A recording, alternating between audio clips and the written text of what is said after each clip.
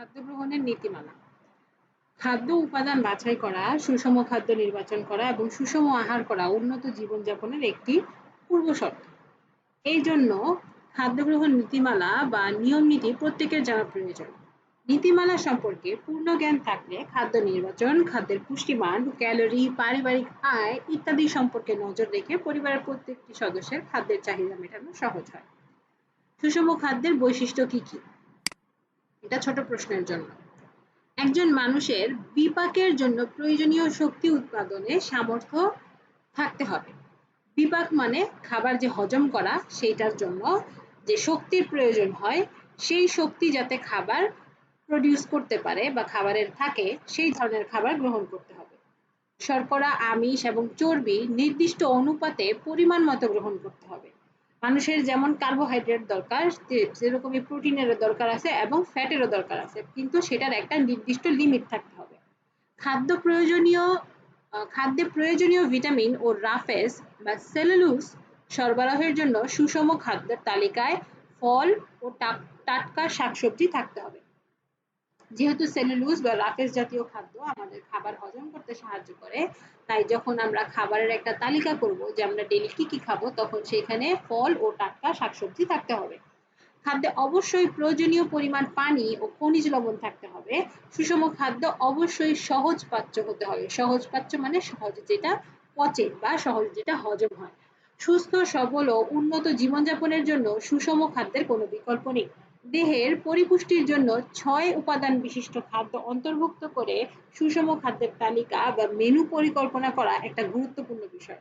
দেহের চাহিদা, খাদ্যের সহজলভ্যতা এবং পারিবারিক আয় এই ৩টি বিষয় বিবেচনা করে খাদ্য উপাদান বাছাই বা মেনু পরিকল্পনা করলে তা বাস্তবমুখী হয়। কম দামি খাবার দিয়ে সমান পুষ্টিমানের মেনু পরিকল্পনা করা যায়। তাই সমমানের উপাদান সংবলিত বেশি দামের খাবারের পরিবর্তে কম দামি খাদ্য নির্বাচন করে সুষম খাদ্য গ্রহণের মানসিকতা থাকা ভালো। সুষম খাদ্য তৈরির খাদ্যের তালিকা তৈরি। সুষম খাদ্য তৈরির খাদ্যের যে তালিকা সেটা করার জন্য কিছু জিনিস সবসময় খেয়াল রাখতে হবে। কি কি? ব্যক্তির বয়স, খাদ্যর মূল্যমান বলতে খাদ্যর যে দাম সেটা, তারপর দেহের ক্ষয়পূরণ ও এগুলা এমসিকিউর জন্য আসতে পারে যে কোনটা দরকার। দেহের ক্ষয়পূরণ মানে দেহের যে ঘাটতি সেই ঘাটতিগুলাকে পূরণ করতে পারে কিনা সেই জন্য প্রয়োজনীয় আমিষ সরবরাহ করা। খাদ্যে পরিমাণ মতো ভিটামিন, খনিজ লবণ ও পানির উপস্থিতি, ঋতু, আবহাওয়া ও খাদ্যাভ্যাস সম্বন্ধে জ্ঞান, কোন সিজনে কোনটা খাইতে হবে, কোন আবহাওয়ায় কোনটা খাইতে হবে এবং কোন রোগের জন্য কোন খাদ্যাভ্যাস রাখতে হবে মানে খাদ্যের অভ্যাস রাখতে হবে সেইটা সম্পর্কে জ্ঞান থাকতে হবে। পরিবারের আর্থিক সংগতি ও সদস্য সংখ্যা। পরিবারে তোমার আর্থিক অবস্থা কেমন এবং তোমার সদস্য সংখ্যা কেমন এইটাও খাদ্য তালিকার ক্ষেত্রে প্রয়োজনীয়। আচ্ছা, এবার নিচের তালিকাগুলো পর্যবেক্ষণ করো। এ থেকে তোমরা বিভিন্ন বয়সী মানুষের খাদ্য গ্রহণের পরিমাণ ও ক্যালোরি চাহিদা সম্পর্কে ধারণা পাবে। প্রথম তালিকা হচ্ছে একটা পূর্ণবয়স্ক পুরুষ ও নারীর জন্য সুষম খাদ্য তালিকা। পূর্ণবয়স্ক পুরুষ ও নারীর দেহে প্রতিদিনের জন্য প্রয়োজনীয় মাত্রায় ক্যালোরি পেতে হলে তালিকায় উল্লেখিত পরিমাণের খাদ্য গ্রহণ করতে হবে। গর্ভবতী ও স্তন্যদানকারী মায়েদের জন্য অতিরিক্ত খাদ্যের প্রয়োজন হয়।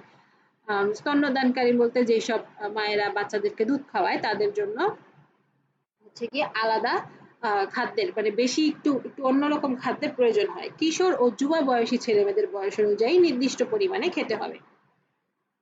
তারপরে এখানে একটা চার্ট দিছে যে ডিম কতটুক খাইতে হয়, কত গ্রাম খাইতে হয়।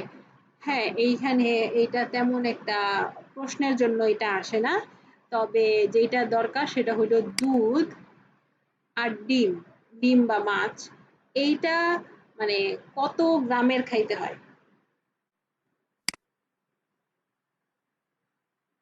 মোটামুটি ডিম, মাছ, মাংস সবারই ৩০ গ্রামের মতো খাইতে হয়। কিন্তু দুধের ক্ষেত্রে এই জিনিসটা আবার একটু আলাদা। পরিশ্রমহীন বা মোটামুটি যারা পরিশ্রম করে এদের ক্ষেত্রে দুধের কেমন মাত্রা হয়? তো রেঞ্জটা হইল ১০০ থেকে ২৫০ এর মধ্যে। যে কোনো পরিশ্রম করে না তার পুরুষের ক্ষেত্রে ১৫০ আর মহিলার ক্ষেত্রে ১০০। আর যে একটু পরিশ্রম করে তার থেকে ৫০ বেশি, আর যে বেশি পরিশ্রম করে তার থেকে আরো ৫০ বেশি। তো এভাবে এই জিনিসটা খুব ইজিলি মনে রাখা যায়। বাংলাদেশের সাধারণ খাদ্যসমূহের পুষ্টিমান। বাংলাদেশে সাধারণত খাদ্যশস্যগুলো খাদ্যমান বা পুষ্টিমানের উপর ভিত্তি করে এই ছকটি তৈরি করা হয়েছে।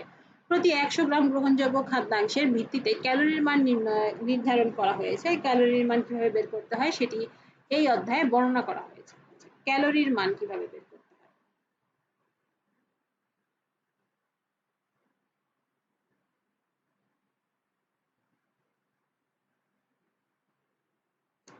আচ্ছা, প্রতি ১০০ গ্রামে কোন জিনিসের ক্যালোরি কত? যেমন যেই জিনিসগুলা আমরা মোটামুটি খাই, গরুর দুধ, আম আলু বা গাজর এগুলায় কত? এগুলাও একটু ইম্পোর্টেন্ট।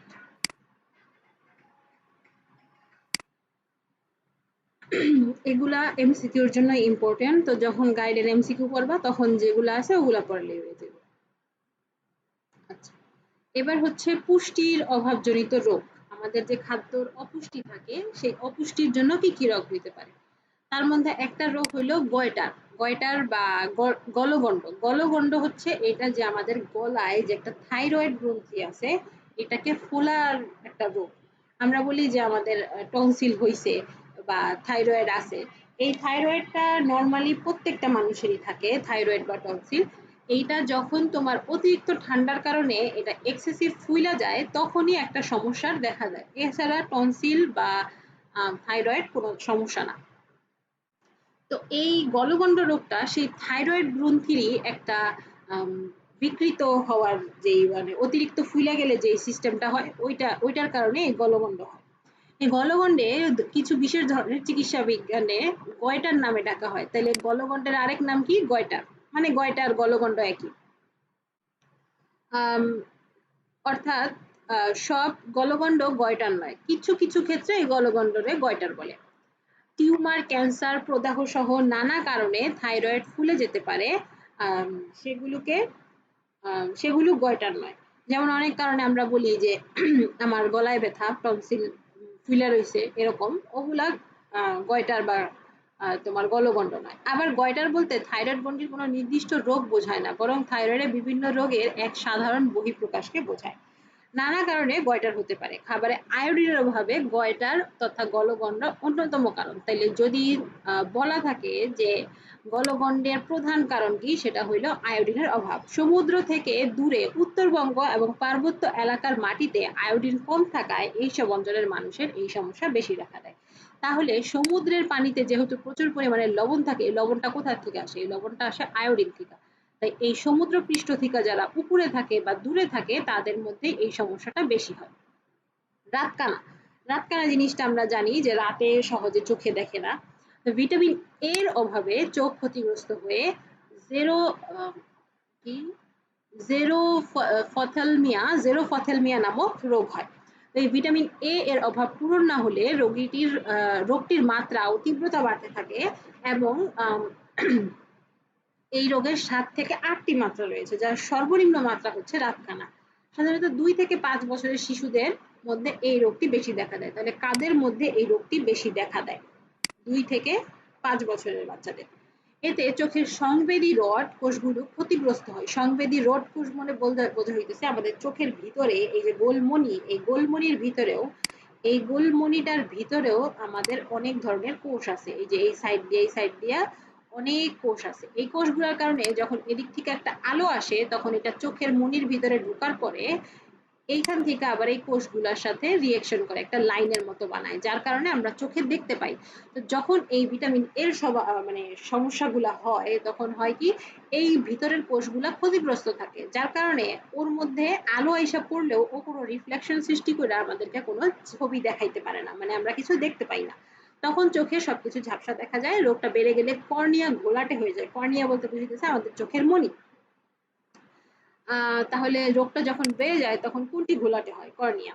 রাতকানা দশা থেকে শুরু করে আম চতুর্থ বা পঞ্চম মাত্রায় জেরোফথ্যালমিয়া, ভিটামিন এ সহ কিছু ওষুধ প্রয়োগে ভালো হয়ে যায়। কিন্তু রোগ চূড়ান্ত মাত্রায় বা তার কাছাকাছি পৌঁছে গেলে কর্নিয়া প্রতিস্থাপন অস্ত্রোপচার ছাড়া তেমন কিছু করার থাকে না। এই রোগ প্রতিকারের জন্য ভিটামিন এ সমৃদ্ধ খাবার যেমন মাছের যকৃতের তেল, মানে মাছের যে লিভার সেই লিভারের তেল, কলিজা, সবুজ শাকসবজি, রঙিন ফল ও সবজি এবং মলা ঢেলা মাছ খাওয়া উচিত। তারপর আরেকটা আসে রিকেটস। রিকেটস হচ্ছে হাড়ের ক্ষয়জনিত রোগ, যেটা হয় ভিটামিন ডি এর কারণে। এটি কোনো ভাইরাস বা ব্যাকটেরিয়া জনিত রোগ নয়, ভিটামিন ডি এর অভাবে এই রোগ হয়। অন্ত্রে ক্যালসিয়াম ও ফসফরাস শোষণ, দাঁত ও হাড় গঠন প্রভৃতি শারীরবৃত্তীয় কাজে ভিটামিন ডি প্রয়োজন। দুধ, মাখন, ডিম, কড লিভার তেল ও হাঙরের তেলে প্রচুর ভিটামিন ডি পাওয়া যায়। তাহলে ভিটামিন ডি কোথায় সবচেয়ে বেশি পাওয়া যায় বা কোন কোন জায়গায় বেশি পাওয়া যায়? সূর্যের অতি বেগুনি রশ্মির প্রভাবে মানুষের ত্বকে জমে থাকা কোলেস্টেরল থেকেও এটি তৈরি হয়। তবে সেক্ষেত্রে ভিটামিন ডি তৈরির শেষ ধাপটি সংঘটিত হয় কিডনিতে। দেহের হাড়গুলো দুর্বল হওয়া, গিঁট ফুলে যাওয়া, গিঁট মানে যে আমরা যে বলি গিরা, গিরা যে জায়গাগুলা বলি সেগুলা, হাড়গুলো বিশেষ করে পায়ের হাড় বেঁকে যাওয়া ইত্যাদি এই রোগের লক্ষণ। এছাড়া এই রোগে অনেক সময় দেহের কাঠামো ঠিক থাকে না, হাড়গুলো ভঙ্গুর হয়ে যায় এবং বক্ষদেশ সরু হয়ে যায়। হাড়গুলো ভঙ্গুর মানে হাড়গুলা ইজিলি ভাঙতে পারে এবং বক্ষদেশ মানে আমাদের এই যে বুকের যে এরিয়াটা, এই এরিয়াটা চিকন হয়ে যায়। শিশুদের পর্যাপ্ত পরিমাণে ভিটামিন ডি সমৃদ্ধ খাবার খাওয়াতে হবে। চোখে ও জননাঙ্গ ঢেকে রেখে নবজাতককে কিছুক্ষণ রোদে রাখা ভালো। মানে এই যে বাচ্চাদেরকে যে আমরা চোখ এবং লজ্জাস্থান ঢেকে যে আমরা রোদে রাখি, এটা খুবই দরকার। এতে সূর্যালোকের অতি বেগুনি রশ্মির প্রভাবে শরীরে কোলেস্টেরল থেকে ভিটামিন ডি তৈরি হয়। মানে আমাদের শরীরে যে ভালো কোলেস্টেরল গুলা থাকে ওগুলা সূর্যের আলোর সংস্পর্শে আসলে ভিটামিন ডি তৈরি করতে পারে। নিয়মিতভাবে সারা শরীর সারাদিন কালো বা গাঢ় রঙের কাপড়ে ঢেকে রাখলে কিংবা দীর্ঘদিন ধরে ঘরের বাইরে না বের হলে ত্বক পর্যাপ্ত সূর্যালোক পায় না এবং এই কারণে ভিটামিন ডি এর ঘাটতি দেখা দিতে পারে। আরেকটা রোগ হচ্ছে রক্ত শূন্যতা। এইটা আমাদের দেশের শিশু এবং নারীদের ক্ষেত্রে বেশি দেখা যায়। রক্ত শূন্যতা হচ্ছে দেহের এমন একটি অবস্থা যখন বয়স এবং লিঙ্গভেদে রক্তে হিমোগ্লোবিনের ঘনত্ব স্বাভাবিকের তুলনায় কমে যায়। তাহলে রক্তে কিসের পরিমাণ কমলে রক্ত শূন্যতা দেখা যায়? হিমোগ্লোবিনের ঘনত্ব। হিমোগ্লোবিন হলো সেই উপাদান যেটা আমাদের শরীরে লাল রক্ত কণিকা প্রডিউস করতে সাহায্য করে। খাদ্যের মুখ্য উপাদান লৌহ, ফলিক অ্যাসিড, ভিটামিন বি12 ইত্যাদির অভাব ঘটলে এ রোগ দেখা দেয়। তো যদি আমাদের শরীরে আয়রন, ফলিক অ্যাসিড অথবা ভিটামিন বি12 এর অভাব থাকে তাহলেই এই রোগ দেখা দেয়। রক্ত স্বল্পতার শতাধিক কারণ জানা গেলে এই পুষ্টি উপাদানের ঘাটতি না হয়েও রক্ত স্বল্পতা হতে পারে। মানে এগুলার কারণ ছাড়াও আরো অনেক কারণ থাকে যে কারণে অনেক সময় মানুষের রক্ত শূন্যতা হয়। তবে বাংলাদেশে সাধারণত লৌহর ঘাটতিজনিত রক্ত স্বল্পতা বেশি হয়, মানে আয়রনের অভাবে। শিশুদের প্রজননের উপযুক্ত বয়সী নারীদের এবং গর্ভবতীদের এই রোগ বেশি হয়। লৌহের ঘাটতিজনিত রক্ত স্বল্পতা বা রক্ত শূন্যতা বিভিন্ন কারণে হতে পারে, যেমন অত্যাধিক রক্তপাত ঘটলে, কৃমির আক্রমণে, লৌহ গঠিত খাদ্য উপাদানের শরীরে যথাযথভাবে শোষিত না হলে, বাড়ন্ত শিশু বা গর্ভবতী নারীদের খাদ্যে লৌহের পরিমাণ কম থাকলে, অন্ত্রে সংক্রমণ ঘটলে, অন্ত্রে মানে আমাদের ইন্টেস্টাইনে বা পাকস্থলীতে, কম বয়সী শিশুদের খাদ্যে পর্যাপ্ত পরিমাণে লৌহের অভাব হলে, রক্ত শূন্যতা হলে নিম্নলিখিত লক্ষণগুলো দেখা যায়, যেমন দুর্বলতা অনুভব হয়, মাথা ব্যথা হয়, মন মরা ভাব থাকে, অনিদ্রা, চোখে অন্ধকার দেখা, খাওয়ায় অরুচি, বুক ধড়ফড় করা ইত্যাদি।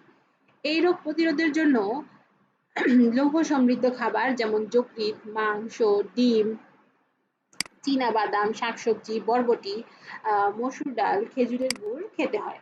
পরীক্ষা করে অন্ত্রের কৃমির বা হুকওয়ার্মের সংক্রমণ নিশ্চিত হলে কৃমিনাশক ওষুধ সেবন করা হয়।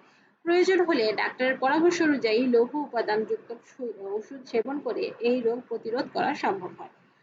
চিকিৎসকের পরামর্শ ছাড়া রক্ত স্বল্পতার চিকিৎসা করা বিপজ্জনক হতে পারে। কেননা রক্ত স্বল্পতার এমন কিছু ধরন যেমন থ্যালাসেমিয়া রয়েছে, যেখানে প্রচলিত মাত্রায় লৌহজনিত ওষুধ বা খাদ্য গ্রহণ করলে রোগী আরো বেশি অসুস্থ হয়ে যেতে পারে। তাই রক্ত স্বল্পতার চিকিৎসা শুরু করার আগে তার সঠিক কারণ নির্ধারণ করতে হবে। তাহলে কোন অসুখ হলে রক্ত স্বল্পতার যেই মানে আয়রনের খাবার বানানো যাবে না? যদি তোমার মধ্যে থ্যালাসেমিয়া রোগ থাকে সেই ক্ষেত্রে তুমি আয়রন জাতীয় ঔষধ খাইতে পারবে না, সেই ক্ষেত্রে তুমি আরো বেশি অসুস্থ হয়ে যাবে।